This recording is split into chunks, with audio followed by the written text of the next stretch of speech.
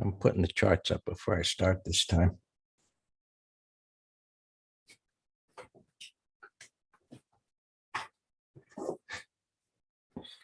Okay. So yesterday was something. I'm looking at the S&Ps here, getting back up above the high of the red bar and closing near the high of the day, which negated for the moment that turn that began to happen, which led to, well, is this going to be a time correction versus a price correction? And so as prices move up to a level which we believe to be extended, right, and we had market internals that already confirmed that they had reached an extreme, that there should be some type of corrective price action. And this never means crash. It never means, sell everything. It means expect a correction. Sometimes they get nasty, but we covered the fact that the strength of this move suggested that there'd be buyers on pullbacks. And so it wasn't an expectation of some collapse back down to the lows, but you never know. Anyway, yesterday's bar obviously was bullish, where it gapped up and it held on and then closed up here.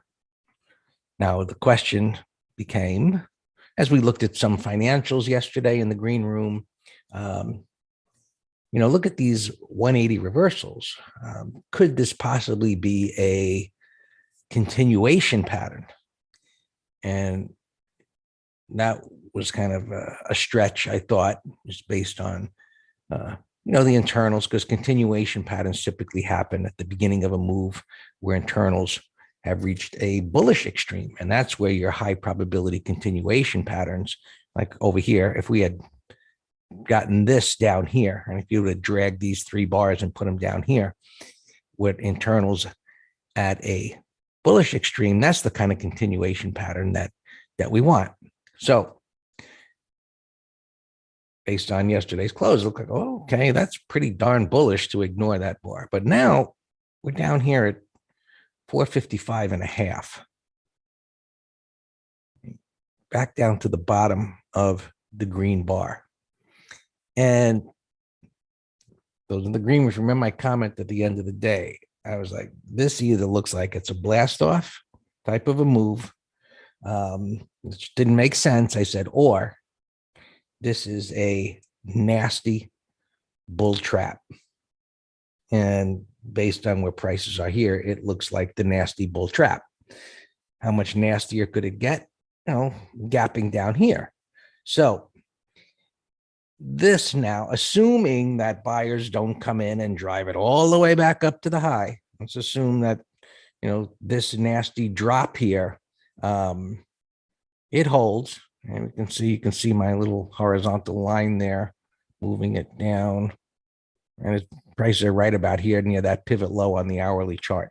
So there is some support, but now you've got multiple pivot highs up here and a topping pattern. This is something else that we talked about this week, whereas prices run up.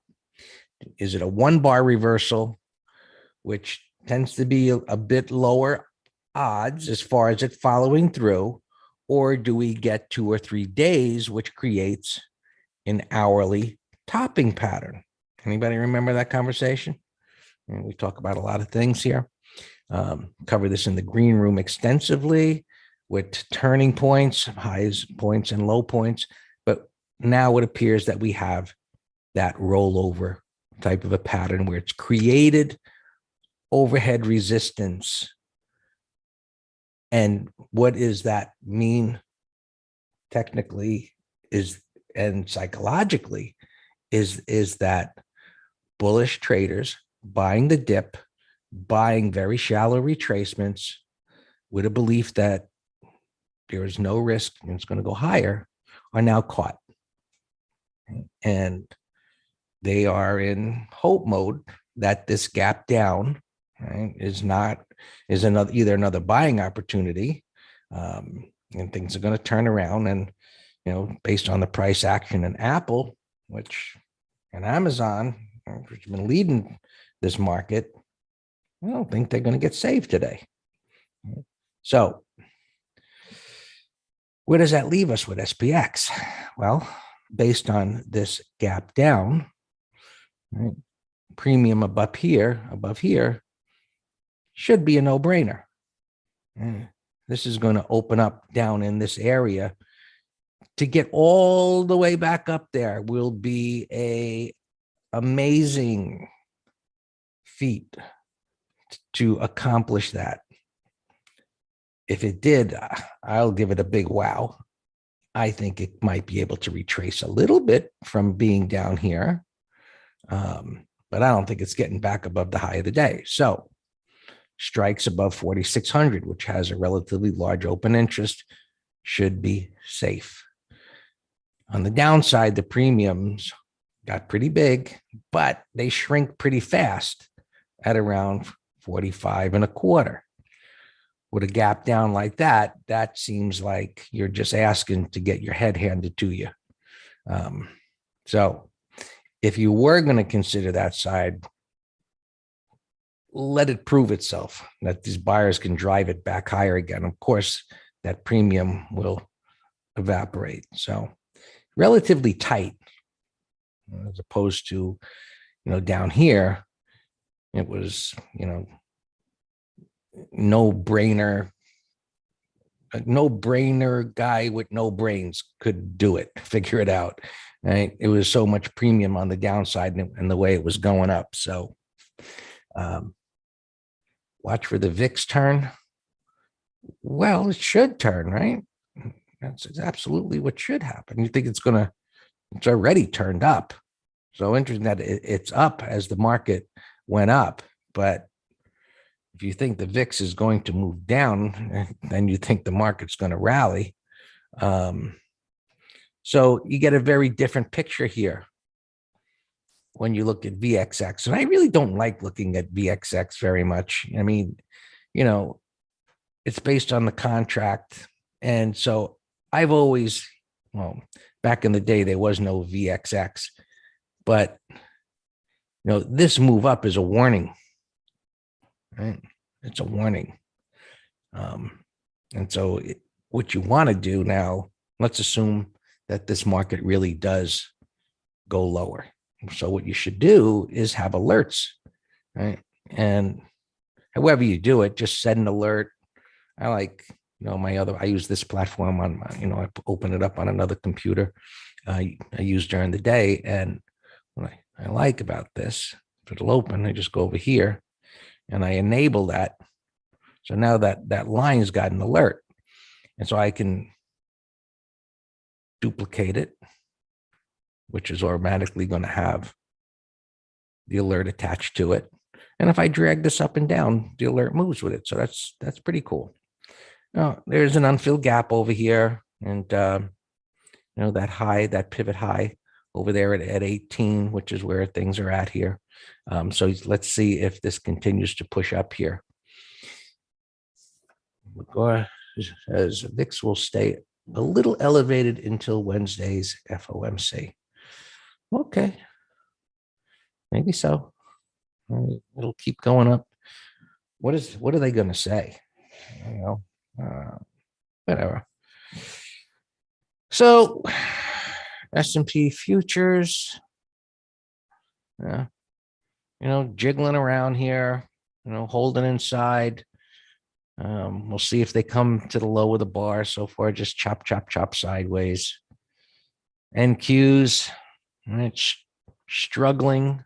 Right? They get rejected on each push up, but still no break below a prior bar's low. And of course, we need to get a close below a prior bar's low to get somewhat of a bearish event. We'll see if that is in the cards today. It's up against resistance, greater than 100% retracement. We know what's going to get sold into, and but it's got to violate a prior bar's low. So we'll see what happens here. Dow, and just so far back and forth. Maybe we're going to get a what we call a Christmas tree pattern. Red, green, red, green. And it's a time correction where it just consolidates back and forth, which is frustrating because, things are whipping back and forth. We're not getting any kind of a trending move. Nothing we can do about it. But here's the real wild one. If you remember yesterday morning, I said the best opportunity that I see here is the Russell futures with this pattern that was extended down and retesting here to get above the highs. I didn't think it would go that far. I knew it had the possibility to get here or to the top of the void there. But then even when it got up there, it wouldn't give it up. And that, of course, is bullish. And it pushed higher.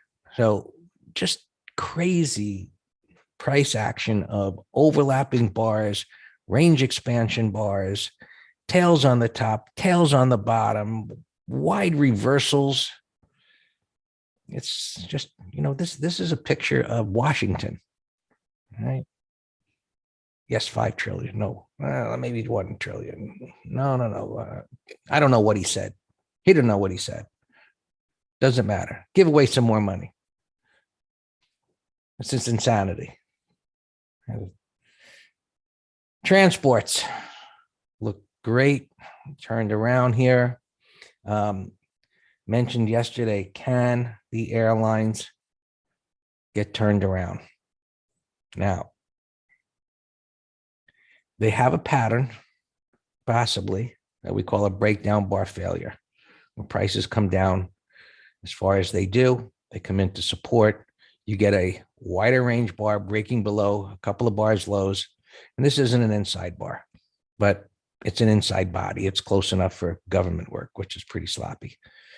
Now can it trade above the high? And so if you look at others, right, some look better than others. There's another discussion in the room yesterday. Can it trade above this bar's high?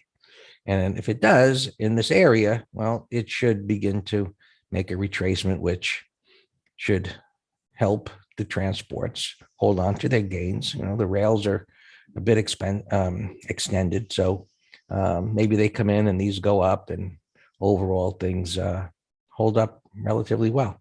So,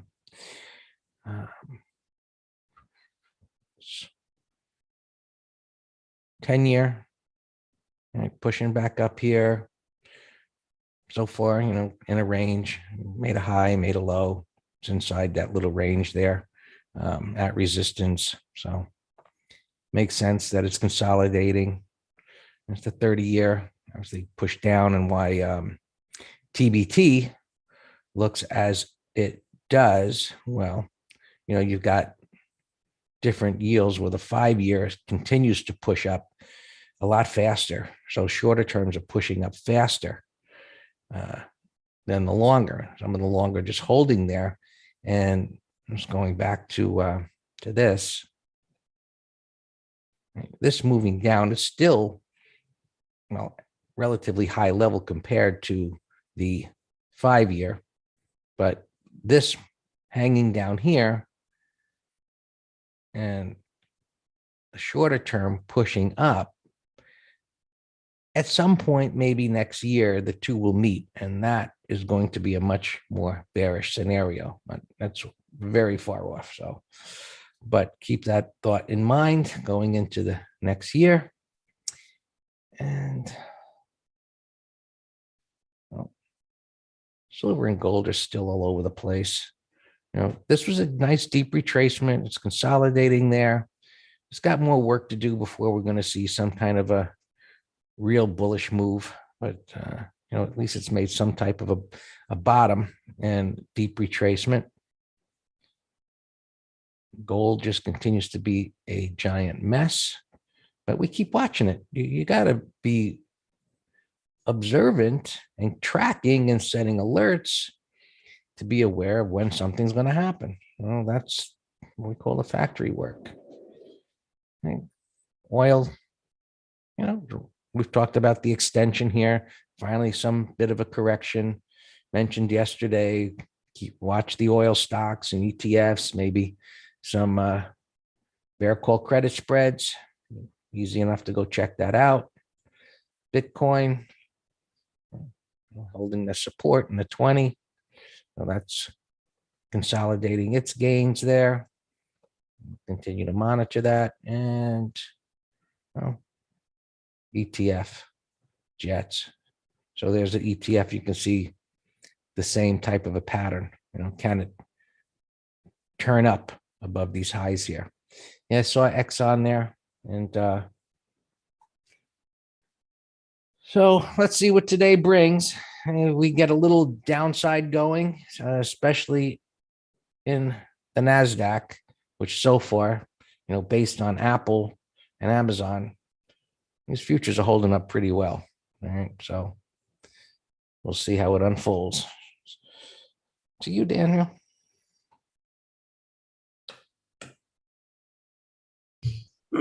Good morning. Happy Zero DTE Day. I'm sure we will find some today with all these gaps, earnings and otherwise. Opens. Yeah, I missed the market close yesterday. I had power problems.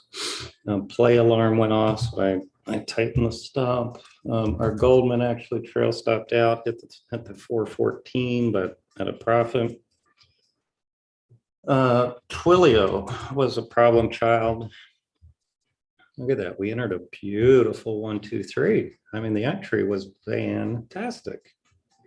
For a 1 DTE, had a deeper tracement. It's gapping up here, so it's relative strength. And so I'll keep an eye on that. Obviously, it's the 280s. So as of right now, we got $8.50 a cushion. Everything else is fine. We actually have pretty light inventory. Yeah, McGraw, I don't care about earnings. Tell me if there's a pattern. XOM, CVX, getting extended. Somebody emailed me saying, "Hey Dan, is Google a 1, 2, 3?" My answer was, it's strong as can be. It is far from the 20. I said, when things get far like this, I prefer them to consolidate for another day or two to prove that they're going to remain strong. And I said, look, compare it to this, Argen. This is an igniting bar, not extended from consolidation. I don't have the inside bar, of course, yet, but I'd much rather it's on my 1, 2, 3 hopeful list. Same Ballard would be on my hopeful list. Absolutely. That looks great. I'm putting it in and I'll look at it over the weekend and I love the weekly. Same with this. This one's more in a downtrend. Do you remember, Greg, Chewy? We were talking about your dog doing a put spread on this day. And there just wasn't enough juice. Chewy's gapping down, so I'm not sure what to do with that now, Thomas. WFC. It's strong and it's a bank. I mean, it's one of the junkier banks, but Goldman was up, I showed you. So that's a watch. It's going, it's resting at resistance. Plug.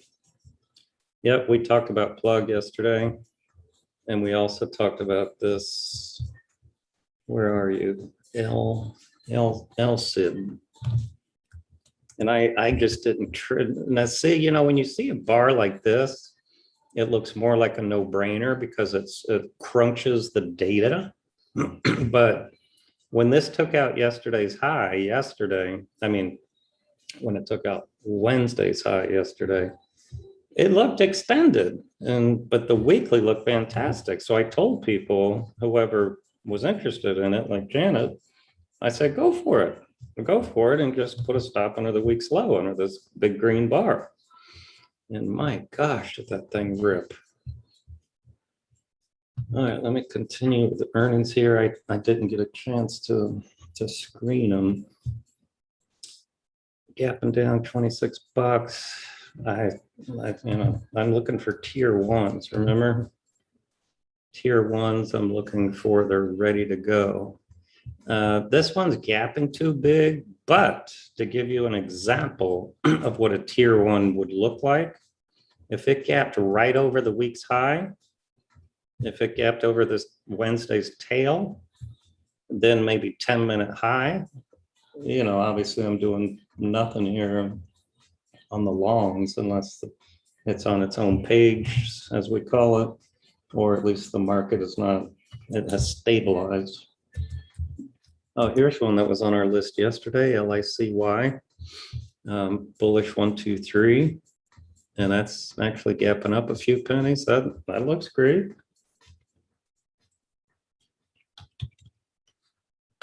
Put that in a window. A wrap 570. Nah, that ripped and got smacked right down. Western Digital had earnings. That's getting whacked. Now, when you have to go to a bigger time frame, a lot of support at 50 though. A lot of support. Let's see what that does. I mean, it's not a tier one because it's such a nasty gap. It's damaged the chart. VCRA. I guess it was earnings, but I can't tell where it's gapping. Same with this, but there's no pattern there. SPSC, not much volume. I see 2 little prints here, but wow, look at that. Now remember, folks, people say, "Oh, I thought all gaps get filled." Tell me if this gap on July 30 came anywhere near getting filled. Look at that.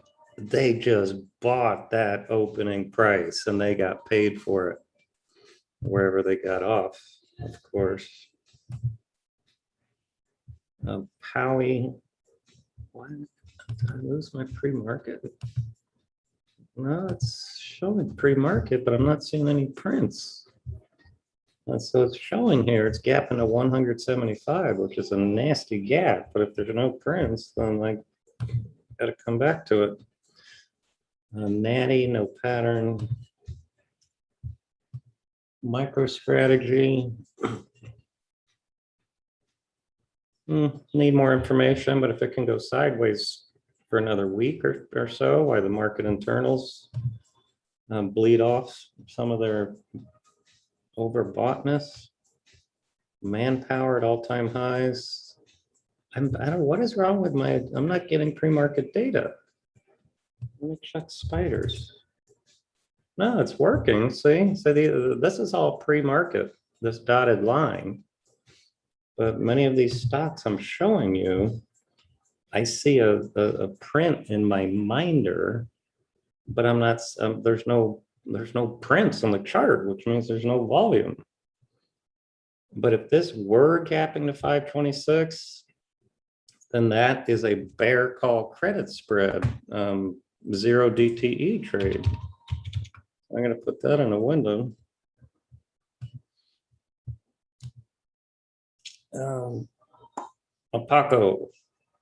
Akopo. Yeah, we already talked about LICY. Yeah, I said yes. Yes, I like it.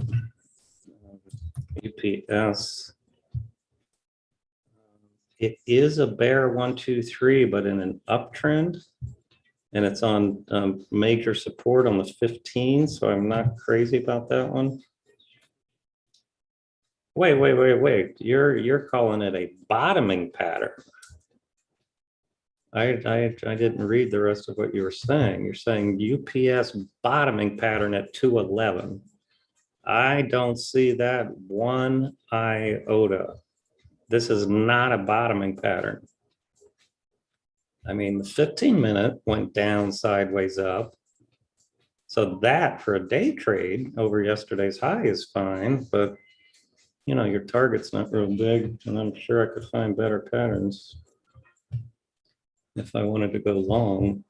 Oh, let's look at some of the big horsemen. All right, so Apple. Do you remember yesterday you heard me? Well, yesterday pre-market, somebody asked me about a day trade on Apple, and I said, yeah. I said I didn't expect it to take out the week's high, and then somebody said it was earnings, and I'm like, oh yeah, then of course it can rip, you know, people having pre-earnings biases. And that's what that bar tells me yesterday, that I don't know what leaked out, I don't know what did whatever. And that's what we call a bull trap, that's a solid picture of bullish confidence, breakout, close, price void. I'm holding into earnings. And now they're, look at that, it's gapping below the 50 MA here with a price void down. So that's what a bull trap means, that all the bulls that are in this bar now are not happy at all. All right, Microsoft supposedly was down a lot more last night, but it's recovered.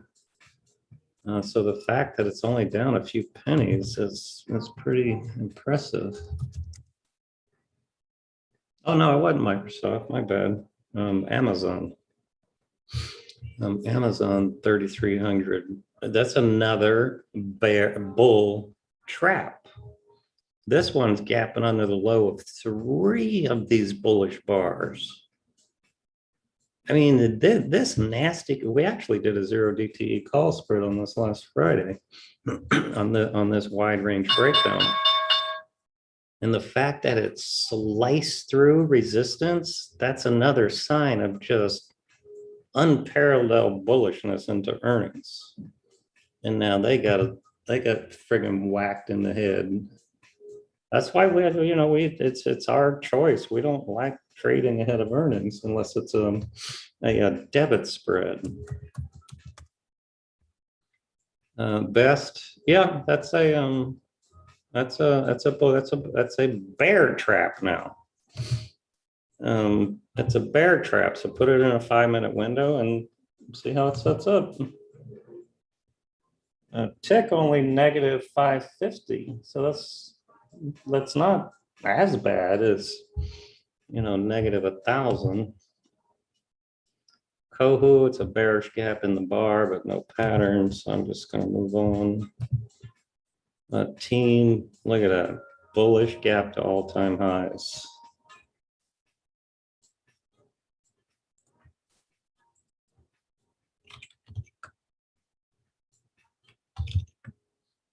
My play, low alarm just went off. All right, nice. So now we can move it break even.